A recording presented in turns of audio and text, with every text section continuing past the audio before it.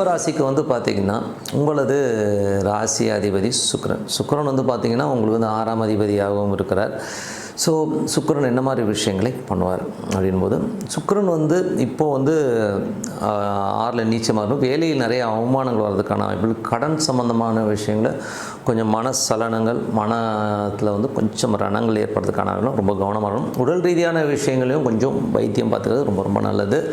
அதுக்கப்புறம் 2 மற்றும் 5ஆம் அதிபதியான புதன். ஸோ இதில் வந்து பரிவர்த்தனை இருக்குது. பரிவர்த்தனை தான் நீச்சமாகும், அது ரணங்களை கண்டிப்பாக கொடுத்துரும். ஸோ 2, 5ஆம் அதிபதியான புதன் வந்து பார்த்திங்கன்னா பரிவர்த்தனை சிறப்பான விஷயங்கள், நல்ல ஏற்றங்கள் வருவதற்கான வாய்ப்புலாம் ரொம்ப நல்லா இருக்குது. 3ஆம் அதிபதியான சந்திரன் உங்களுக்கு வந்து குழந்தைகள் விஷயங்களில் நல்ல முயற்சிகள், சந்தோஷங்கள் வர்றதுக்கான வாய்ப்புகள், வேலையில் நல்ல ஏற்றங்கள் எல்லாமே அற்புதமாக இருக்குங்க. உங்களுக்கு முயற்சியில் பெரிய வெற்றிகள் கண்டிப்பாக கிடைக்கும்.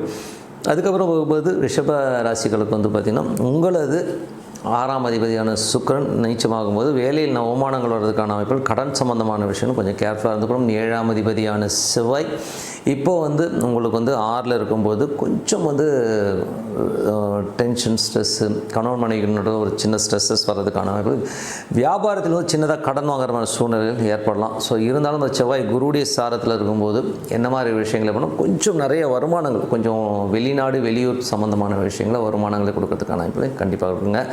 8ஆம் அதிபதியான குரு வந்து பார்த்திங்கன்னா உங்களுக்கு இப்போ 3ல் உச்சமாகும்போது கொஞ்சம் 8 கட்டும்போது கொஞ்சம் கேர்ஃபுல்லாக இருக்கணும். என்னென்னா வந்து கொஞ்சம் நண்பர்கள் விஷயங்கள், அது மட்டும் இல்லாமல் மூத்த சகோதர சம்மந்தமான விஷயங்களும் கொஞ்சம் கேர்ஃபுல்லாக இருக்கிறது ரொம்ப ரொம்ப அவசியம். ஏன்னா 8ஆம் அதிபதி 3ல் உச்சமாகும்போது தேவையில்லாத ஸ்ட்ரெஸ்ஸை அதிகமாக ஏற்றிப்போம். ஸோ அதனால் கொஞ்சம் கேர்ஃபுல்லாக எடுத்துக்கோங்க. அதுக்கப்புறம் 9, 10ஆம் அதிபதியான சனி 11ல் இருக்கும்போது நல்ல லாபங்கள், நல்ல ஏற்றங்கள் வர்றதுக்கான ரொம்ப சூப்பராக இருக்குங்க. ஸோ அது நல்ல விஷயங்கள் தான். அதுக்கப்புறம் 12ஆம் அதிபதியான செவ்வாய் இப்போ வந்து உங்களுக்கு வந்து 6ல் இருக்கும்போது கொஞ்சம் வேலை விஷயமாக நிறைய அலைச்சல்கள், கொஞ்சம் பிரயாணமரமான விஷயங்கள்லாம் கண்டிப்பாக இருக்குங்க. ஸோ இதுவரை